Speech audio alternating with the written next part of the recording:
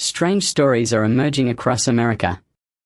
Massive alligators are suddenly appearing in the middle of residential neighborhoods, crawling over backyard lawns or lurking beneath roadside bridges as if claiming new territory. Their intimidating presence has left locals on edge and driven away visitors, putting the already fragile tourism industry at serious risk. Faced with this growing danger, farmers and wildlife control teams have been forced to adopt tougher, more aggressive strategies to reclaim their land. In today's video, we dive into how people have managed to eliminate dangerous alligators while still preserving the delicate ecological balance. It's a dramatic journey filled with tension, survival, and human resilience. Make sure to subscribe to follow more captivating stories like this. In mid-August 2023, the capital city of Louisiana witnessed an unprecedented natural disaster. Hurricane Goliath Von Roo swept through with extraordinary force, unleashing torrential rain and massive floods that swallowed entire districts. Streets, homes, and public areas disappeared beneath rising water. But the flood itself wasn't the most terrifying part. The true horror came from what the storm carried in from the swamps. Countless giant alligators were forced out of their natural habitat and surged straight into the urban center. These ancient creatures appeared in the heart of the city like living shadows rising from the past, creating scenes of chaos and fear unlike anything residents had experienced before. Many were aggressive. Some attacked people, causing severe injuries and millions of dollars in damage. One of the most shocking incidents involved a 350-pound alligator attacking a professional diver retrieving golf balls from a pond. Despite suffering deep wounds from its razor-sharp teeth, he fought back with everything he had and survived. His ordeal revealed the very real danger these animals pose and ignited an even stronger sense of fear throughout the community. In response to the alarming surge in attacks, authorities and conservation groups launched a bold initiative known as Operation Hot Gun. This coordinated effort aimed to protect lives, restore stability, and regain control of the increasingly unpredictable environment. Large-scale raids were carried out across swampy regions on the outskirts of town, targeting areas where alligators had crept dangerously close to residential homes. At the same time, strict legal regulations were established to ensure ecological balance would not be jeopardized. Anyone who wanted to participate in the hunts needed to be at least 18 years old, possess a valid firearm license, and complete specialized training focused on alligator behavior, safety, and handling techniques. Authorities adopted a zero-tolerance stance toward violations.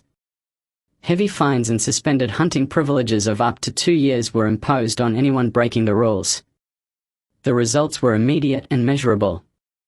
The alligator population dropped by nearly 30%. Yet the battle was far from concluded.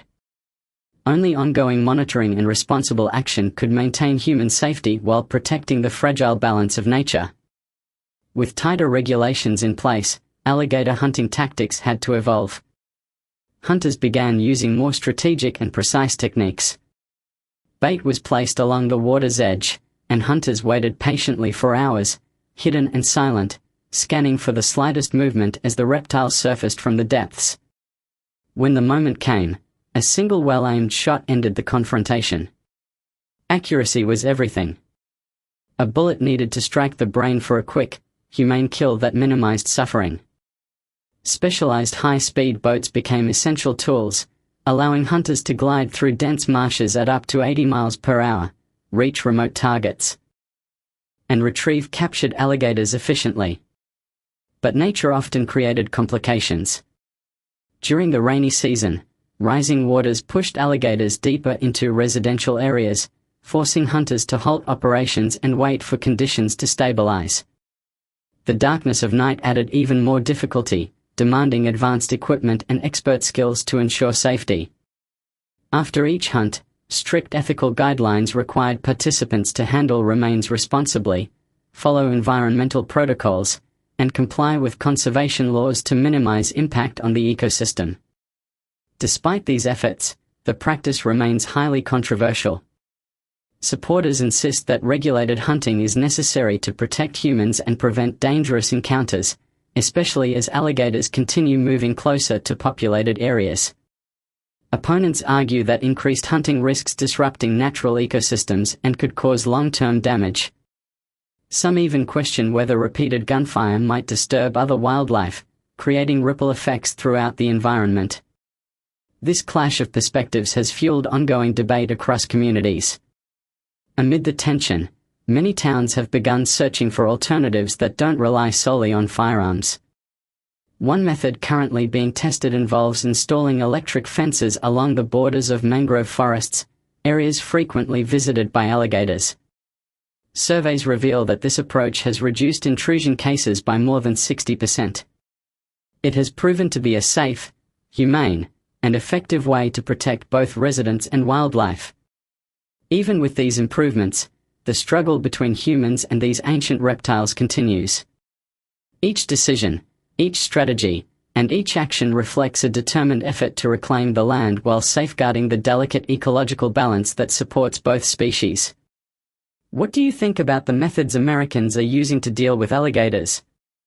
Do you have a better solution in mind? Hidden deep within the vast Bangweulu swamps of northern Zambia lies a world few humans dare to enter. In these endless wetlands, ancient crocodiles reign with silent authority, gliding beneath the murky surface like shadows from another time. Their presence spreads fear across surrounding villages as they ambush livestock, tear through fishing nets, and keep families in a constant state of caution. Locals have tried everything to keep them away, from building fences and setting traps to using fire and noise as deterrents, but nothing has ever truly worked. When the flood season returns, the crocodiles come with it, appearing as silently as they once vanished. Yet the question remains: is there a way for people to reclaim peace from these cold-blooded predators? Today, we journey into the heart of the swamp to uncover how local farmers are fighting back against the crocodile's relentless dominance. As the threat intensifies, the people of Bangweulu are left with a single choice: to hunt in order to defend their land and their right to live. But this is no challenge for the impulsive or unprepared. Facing these massive reptiles demands calm nerves, patience, and a mind trained to confront danger without hesitation. In a wetland where every step can hide a trap and every sound can reveal your presence, hunters must know the terrain like a map engraved in memory. They must read the wind, study the shifting water, and watch how sunlight bends across the swamp's surface to predict the crocodile's next move. To confront such predators, hunters rely on heavy-caliber rifles such as the .375H and H Magnum, the .416 Rigby, or the .458 Winchester Magnum. These are not ordinary firearms. They are lifelines built to confront one of the fiercest creatures in the wild. Their immense power can pierce thick armor like skin, break through skulls as tough as steel, and cut through the dense muscle of a reptile that could easily weigh half a ton. A full-grown crocodile can stretch over 15 feet long, and if the shot is not perfect, it will disappear into the water within seconds, leaving behind nothing but widening ripples and a chilling reminder of how ruthless the swamp can be. In every crocodile hunt, shot placement decides everything. Unlike most animals, a crocodile's entire body is protected by natural armor, leaving only a few vulnerable points. A hunter must stay composed and aim with pinpoint accuracy at the brain or spine just behind the eyes, or at the heart and lungs tucked behind the front leg. Only a perfectly placed shot can bring the creature down quickly and prevent it from escaping into the depths where it becomes nearly impossible to recover. Do you support hunting crocodiles as a method of controlling their population? If your answer is yes, leave a comment saying yes. But if you believe there is a more humane solution, feel free to share your ideas. Your opinion matters in this ongoing debate. Safety remains the highest priority for every hunter stepping into crocodile territory. These reptiles are not just enormous. They are lightning fast, capable of launching forward with explosive speed both in water and on land. One moment of carelessness can turn the hunter into the prey. That is why elevated ground or a solid barrier is always chosen before taking a shot. Alongside the hunters are local guides who understand the swamp's hidden paths and the habits of these ancient creatures better than anyone.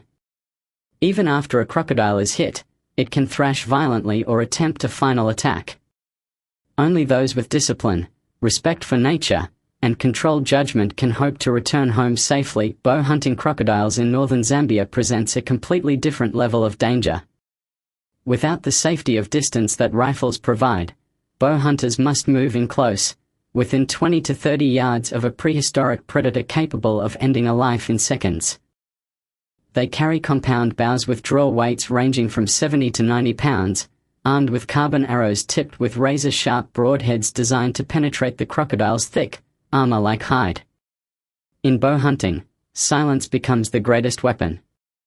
In the stillness of the swamp, even the faint vibration of a bowstring or the soft slide of an arrow can alert the crocodile and send it vanishing beneath the surface.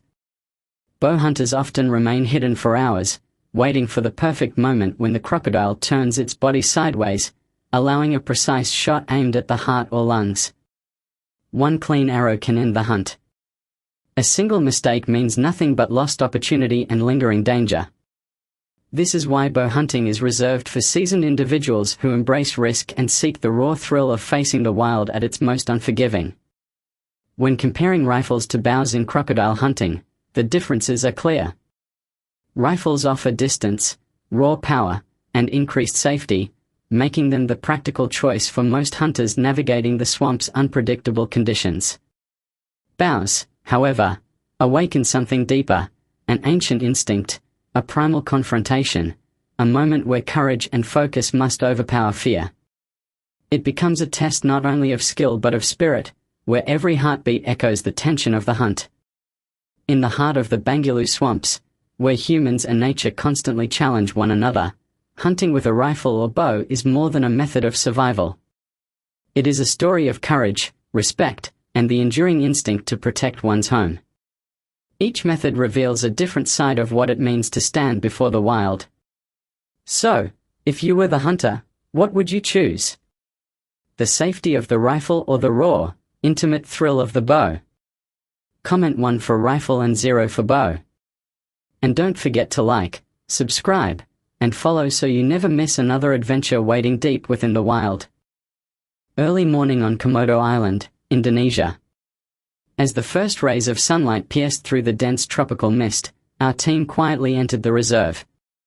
The echo of birds blended with the distant roll of ocean waves, creating an atmosphere that felt both majestic and tense. Today's mission was not an ordinary hunt. It was a carefully planned population control operation targeting the Komodo dragon, the giant reptile that can grow up to 3 meters long. This effort was designed to protect the delicate ecological balance of the island. The Komodo dragon, the wild symbol of Indonesia, stands as a dominant predator. But in recent years, rapid population growth in the western part of the island has created a noticeable imbalance. Studies indicate that the lack of natural predators and an abundance of prey have encouraged the dragons to expand their range, at times even approaching the edges of forests and attacking livestock. This shift in behavior has disrupted the natural food chain and placed pressure on local communities. Controlled intervention, carried out under strict supervision from conservation authorities, has become necessary to maintain a stable population and safeguard biodiversity along with the long-term health of the environment. Before departure, the team completed all legal procedures and secured an official population control permit from the national park authorities. Equipment checks were performed with precision: tranquilizer rifles, infrared binoculars, radios, GPS trackers, protective gloves, and first aid kits. Each member wore camouflage clothing, anti-slip boots, and protective ear muffs. The strategy focused on observation, careful positioning, and safe handling, ensuring that no other wildlife in the area would be disturbed. Everyone knew their role clearly, whether as an observer, data recorder, or coordinator. Patience and calmness were the most essential qualities, because a single wrong move could alert the massive creature we were there to find. As dawn spread across the forest, mist drifted upward from the damp ground, wrapping the jungle in a surreal haze. Our footsteps blended with the soft rustle of leaves and distant calls of unseen animals. After nearly an hour of steady progress, the first traces appeared. A long drag mark in the sand and a few scattered bones, unmistakable signs of a recent Komodo dragon visit. We split into smaller groups and used scopes to track subtle movements within the thick vegetation. The creature appeared without warning. Its slow yet powerful stride radiated confidence and dominance, its forked tongue flicking through the air to read the scents around it.